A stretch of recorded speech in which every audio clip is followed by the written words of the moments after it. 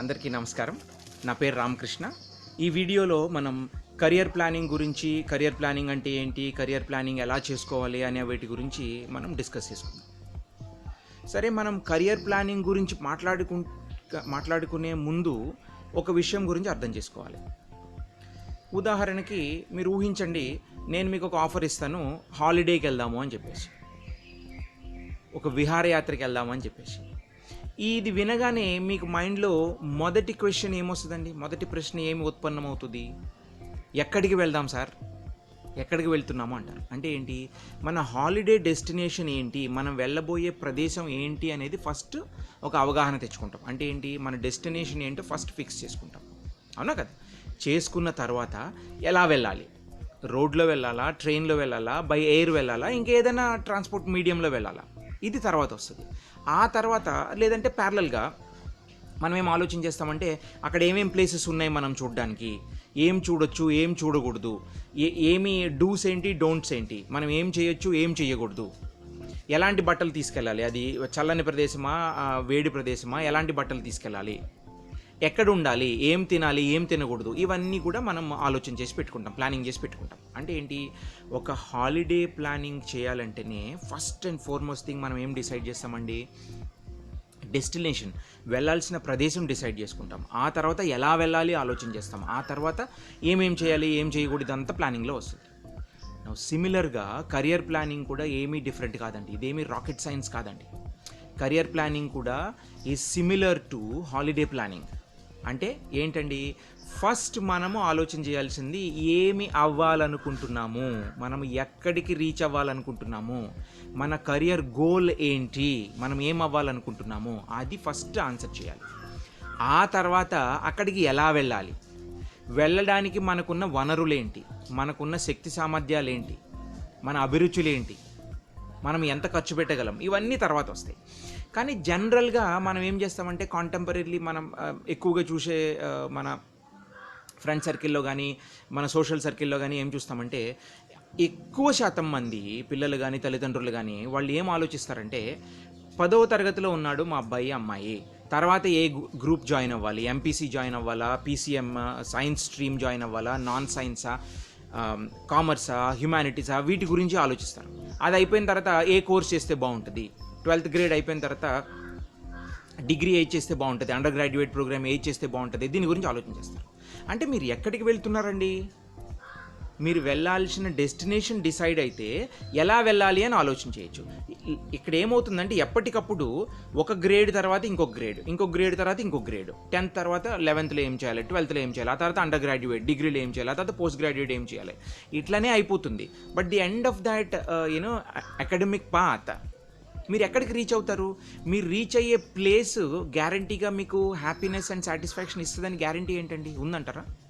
Of course happiness satisfaction ఎవరు guarantee ఇవ్వలేరు. కనీసం మీరు ఎక్కడికి వెళ్తున్నారో తెలిస్తే మీకు ఒక క్లియర్ ఐడియా ఉంటుంది, మీరు ఎందుకు వెళ్తున్నారు, మీకు అది నచ్చిందా లేదా, ఇదంతా కూడా ఐడియా ఉంటుంది. సో కెరియర్ ప్లానింగ్ ఎప్పుడూ కూడా it is beyond academic choices అండి. Career planning should not be limited to choosing only an academic path. ఏ కోర్స్ చదవాలి, ఏ కాలేజీలో చదవాలి, ఏ ఎంట్రన్స్ ఎగ్జామ్ రాయాలి అనే దాంతోనే ఆగిపోకూడదు. కెరియర్ ప్లానింగ్ ఎప్పుడు మనం ఏం అవ్వాలనుకుంటున్నాము, నేను ప్రపంచం గర్వించదగ్గ ఒక ఫేమస్ ఆర్థోపెటిక్ సర్జన్ కావాలనుకుంటున్నాను, నేను ఒక ఆస్కార్ అవార్డు తీసుకోవాలనుకుంటున్నాను, లేకపోతే ఒక నోబెల్ లారియట్ సంపాదించాలనుకుంటున్నాను, లేదంటే పద్మశ్రీ అవార్డు తీసుకోవాలనుకుంటున్నాను, లేకపోతే ఒలింపిక్ గోల్డ్ మెడల్ ఎర్న్ చేయాలనుకుంటున్నాను నా దేశానికి. ఇది మనము ఒక ఉదాహరణకి చెప్పాలంటే, ఇవన్నీ చాలా తక్కువ పర్సంటేజ్ వాళ్ళు అచీవ్ చేస్తారనుకోవచ్చు. కనీసం ఇట్లాగా ఆలోచన చేయడం వల్ల మీకేంటంటే, మీరు ఏం అవ్వాలనుకుంటున్నారు అనే దాని పట్ల ఎక్కువ అవగాహన పెరుగుతుంది. అది చాలా ఇంపార్టెంట్ అండి. ఫస్ట్ మీరు ఏం అవ్వాలనుకుంటున్నారు, సరే మీరు ఎలా ఫైండ్ అవుట్ చేస్తారు? నేను ఏం అవ్వాలనుకునేది ఎక్స్ప్లోర్ చేయాలి, కెరియర్ ఎక్స్ప్లోరేషన్ చేయాలి. అంటే ఏంటి అంటే ఉదాహరణకి ఏమవుద్ది, చిన్నప్పటి నుంచి పిల్లలు పెరిగిన ఎన్విరాన్మెంట్ వల్ల కానీ, వాళ్ళు చూసిన సినిమాలు కానీ, వాళ్ళు చూసిన గేమ్స్ కానీ, వాళ్ళు వాచ్ చేసిన టీవీ ప్రోగ్రామ్స్ కానీ, వాళ్ళ ఫ్రెండ్ సర్కిల్ కానీ, సోషల్ సర్కిల్ కానీ, వీటన్నిటి నుంచి, లేదంటే వాళ్ళు చూసిన ఇంటర్నెట్ కాంటెంట్ గురించి కానీ, వీటన్నిటిని బేస్ చేసుకుని వాళ్ళకి కొన్ని ఐడియాస్ వస్తాయి, కొంత అవగాహన వస్తుంది. ఏం చేయాలి, ఎలా చేయాలి, ఏంటి, ఏమేమని కొంత డెఫినెట్గా ప్రతి ఒక్కరికి ఈ ఇన్ఫర్మేషన్ టెక్నాలజీ వరల్డ్లో ప్రతి ఒక్కరికి కొంత అవగాహన వస్తుంది. ఒకవేళ అవగాహన రాకపోయినా కూడా పెద్దగా ఇబ్బంది పడడం అవసరం లేదు, పెద్దగా గాబరా పడడం అవసరం లేదు. ఎందుకంటే it's not too late. Career exploration చేయాలండి. ప్రతి పిల్లాడు, ప్రతి విద్యార్థి కూడా కరియర్ ఎక్స్ప్లోరేషన్ చేయాలి. As early as 6th or 7th grade onwards వాళ్ళు అప్పటి నుంచి మొదలుపెట్టి ప్రపంచం గురించి, కరియర్స్ గురించి, వర్క్ గురించి, వరల్డ్ ఆఫ్ వర్క్ గురించి, వీటి గురించి తెలుసుకుంటే, అంటే ఏం ఆపర్చునిటీస్ ఉన్నాయి వీటన్నిటి గురించి తెలుసుకుని, టెక్నాలజీ ఎలా డెవలప్ అవుతుంది, ఏం ఇంపాక్ట్ ఉంటుంది, 10 ఏళ్ల తర్వాత ఏం కరియర్స్ ఉంటాయి, 20 ఏళ్ల తర్వాత ఏం కరియర్, వీటి గురించి కొంత అవగాహన పెంపొందించుకుంటే డెఫినెట్గా వాళ్ళకి ఒక అంత ఐడియా వస్తుంది. అరే 10 ఏళ్ల తర్వాత ఈ కరియర్ బాగుంటుంది, 20 ఏళ్ల తర్వాత ఈ కరియర్ బాగుంటుంది, నాకు ఇది ఇంట్రెస్టింగ్ అనిపిస్తుంది, నేను స్కూల్లో దీనికి సంబంధించిన యాక్టివిటీస్ ఎక్కువ చేస్తూ ఉంటాను, నాకు ఇది బాగా సూట్ అయ్యేలాగా ఉంది అనేటువంటిది కొంత అవగాహన ఏర్పడుతుంది. బట్ ఇది కరెక్టా కాదు ఎలా తెలుసుకోగలుగుతాం? దానికి కూడా మనం చూద్దాం. సో ఇలాంటి ఎక్స్ప్లోరేషన్ చేసినాక అప్పుడు ఏం చేయాలంటే, సాధ్యమైనంత వరకు, వీలైనంత వరకు మీరు ఒక కరియర్ గైడ్ని కానీ, కరియర్ కౌన్సిలర్ని కానీ, కరియర్ మెంటర్ని కానీ కలిసి ఒక సలహా, ఒక సంప్రదింపు జరిపితే మీకు ఒక మంచి మార్గంలో మీరు మీ పిల్లల్ని తీసుకెళ్ళడానికి అవకాశం ఉంటుంది. అంటే ఏం చేయాలండి అక్కడ? మేక్ షూర్ దాట్ మీ కరియర్ కౌన్సిలర్ కానీ, కరియర్ మెంటర్ కానీ make sure that they understand this clearly.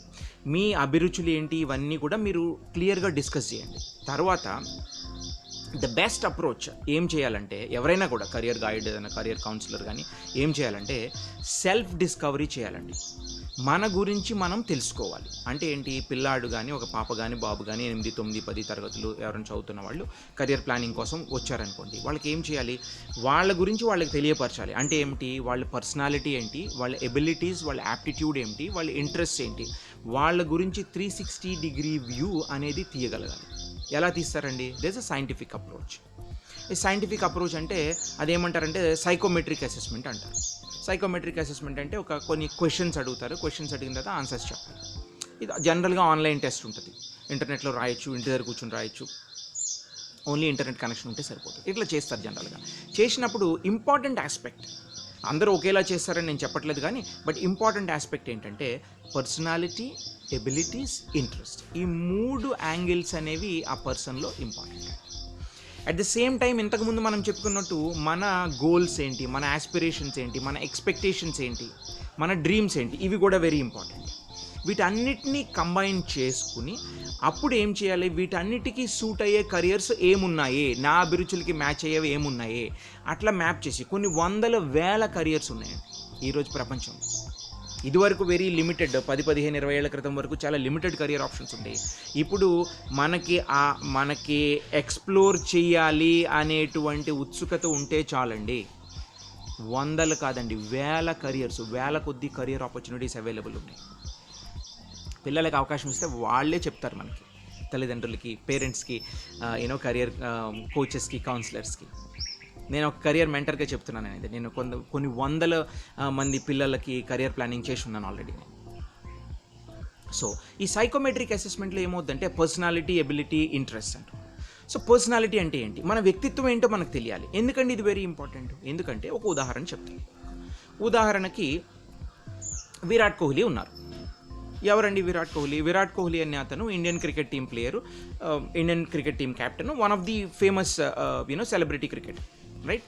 So నా ఈయన దగ్గరికి వెళ్ళి, ఏమండి కోహ్లీ గారు, మీరు ఈ చాలా టైర్సమ్గా ఉంది మీకు ఈ జాబ్, రోజు 7-8 గంటలు క్రికెట్ ఆడడము, ఎండలో చేయడం, ఇదంతా కూడా కొంచెం కష్టంగా ఉంటుంది కదా, మీరు వచ్చి ఒక సెంట్రల్లీ ఎయిర్ కండిషన్ రూమ్లో 8 to 10 hours కంప్యూటర్ ముందు కూర్చుని ఒక ప్రోగ్రామింగ్ జాబ్ ఎంచుకోండి, అది చేయండి, అది బాగుంటుంది కదా, దానిలో కూడా మీకు మేము బాగానే డబ్బులు ఇస్తాము, మనీ బాగానే వస్తుంది అని చెప్పామనుకోండి.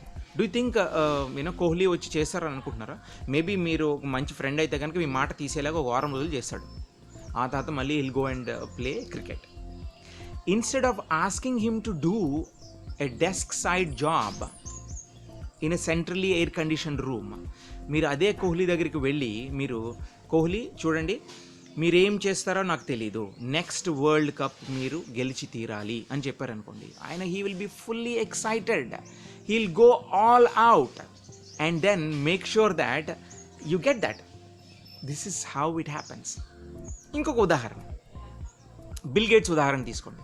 ఆయన దగ్గరికి వెళ్ళి బాస్కెట్బాల్ ప్లేయర్ అవ్వాలండి మీరు అని చెప్తే ఆయన అవ్వగలుగుతాడా? అవ్వలేడు. అది కాకుండా మీరేం చెప్పాలి, ఇంకొక ఆపరేటింగ్ సిస్టమ్ సృష్టించండి, ప్రపంచానికి మరొక కొత్త లోకాన్ని పరిచయం చేయండి కొత్త ఆపరేటింగ్ సిస్టమ్తో అని చెప్పారనుకోండి, అప్పుడు విండోస్ కన్నా మంచి ప్రోడక్ట్ ఆయన తయారు చేయగలుగుతాడు. ఇదండి ఇంకొక ఆప్షన్. ఇట్లా. సో మనకి ఒక సాధారణమైన ఉదాహరణ తీసుకుందాం. ఒక అబ్బాయి కానీ అమ్మాయి కానీ 9-10 తరగతి చదువుతున్నారు అనుకుందాం. వాళ్ళు that boy or girl very out going, out spoken, extroverted, జనరల్గా ఫ్రెండ్షిప్ తొందరగా చేసుకుని, నెట్వర్కింగ్, పబ్లిక్తో అంటే జనంలో తొందరగా కలిసిపోవడము, బయట పనిచేయడం, అవుట్డోర్లో పనిచేయడానికి ఎక్కువ ఇంట్రెస్ట్ చూపిస్తారు.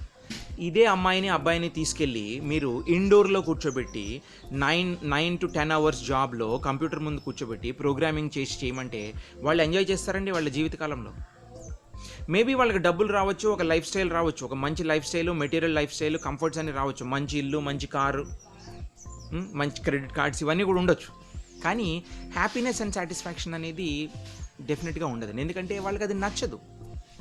వాళ్ళు ఏమవుతుందంటే, ఎందుకు చేస్తున్నాను రా ఈ జాబ్, ఇది రియలైజ్ అయ్యేపాటికి వాళ్ళు జీవిత చట్రంలో ఇరుక్కుపోయి ఈ ఆర్థిక భారాలు, తర్వాత కుటుంబ పోషణ, కుటుంబ భారం, వీటన్నిటి మధ్యలో ఇరుక్కుపోతారు. అక్కడి నుంచి బయటపడడానికి అవకాశం చాలా తక్కువ ఉంటుంది.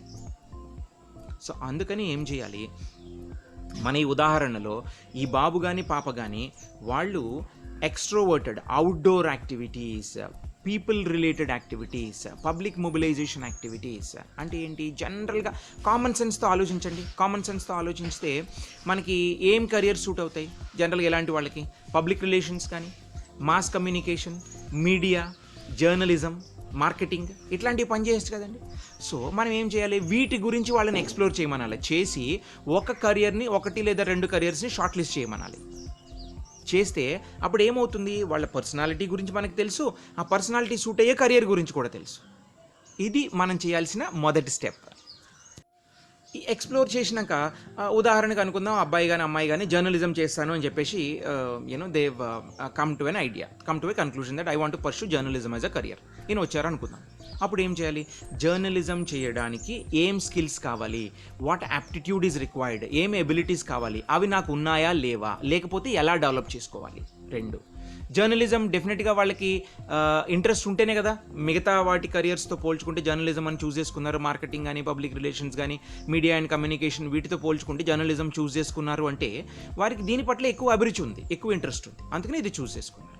సో ఇప్పుడు ఇక్కడ చూడండి మీరు, వాళ్ళ పర్సనాలిటీ కెరియర్కి మ్యాచ్ అవుతుంది, వాళ్ళ అభిరుచులకి దగ్గరగా ఉన్నాయి. ఇంకొక 3వ అంశం ఏంటి, వాళ్ళ యాప్టిట్యూడ్స్ అండ్ ఎబిలిటీస్. ఇవి కొంత ఎబిలిటీస్ ఉండొచ్చు, ఉండకపోవచ్చు, లేదంటే కనుక మనం డెవలప్ చేయొచ్చు.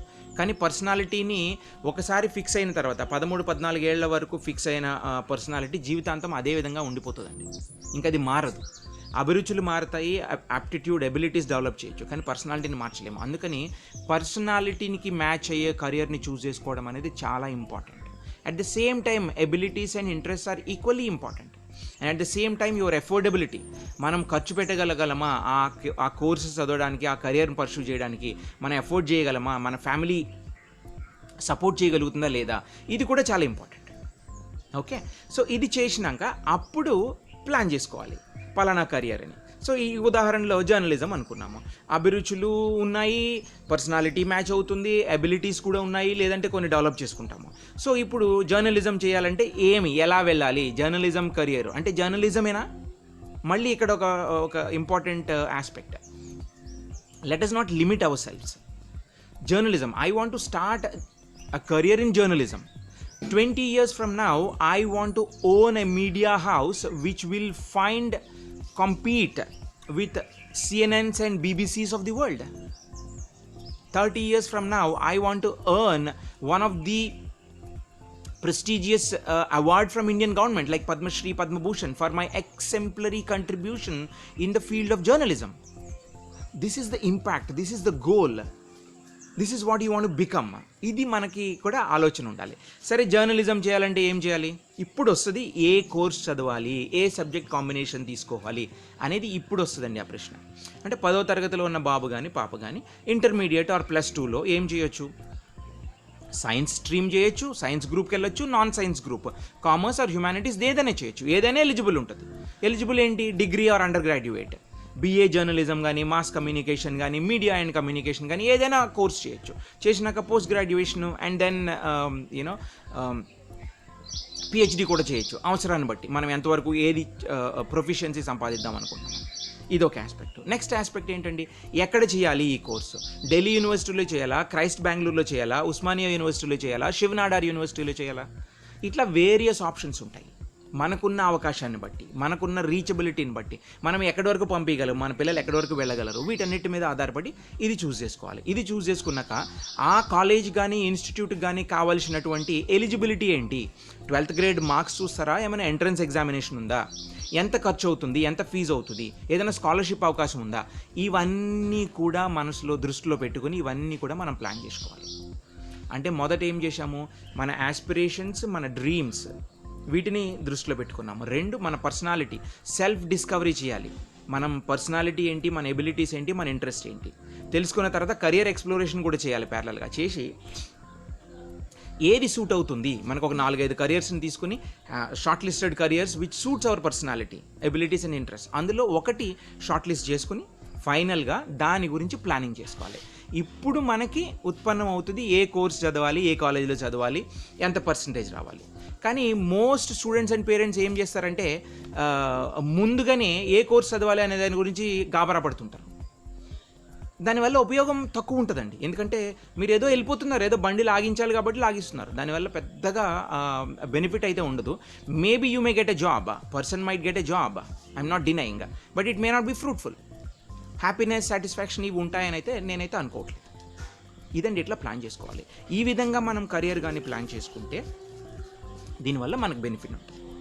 So to conclude, we need to consider the following factors in planning career. And most importantly, career planning అనేది ఏ కోర్స్ చదవాలి, ఏ కాలేజీలో చదవాలి అనే దాంతో మాత్రం నిమిత్తంగా ఉండిపోకూడదు. It is beyond that. ఏం అవ్వాలనుకుంటున్నాము, ఏం సాధించాలనుకుంటున్నాము, ఇది వెరీ ఇంపార్టెంట్ అండి కెరియర్ ప్లానింగ్లో. ఓకే, ఎట్లా మొదలు పెట్టాలి?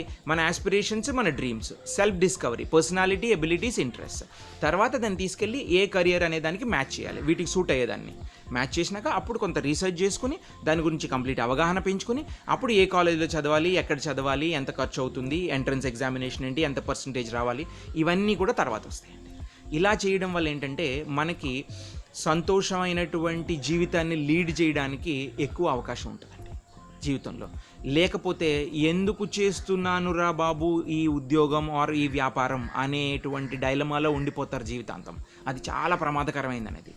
స్టాటిస్టిక్స్ ఏం చెప్తున్నాయంటే more than 75% of us are stuck up with this mediocre life. Excitement ఉండదు మనం చేయాలనుకునే దాంట్లో.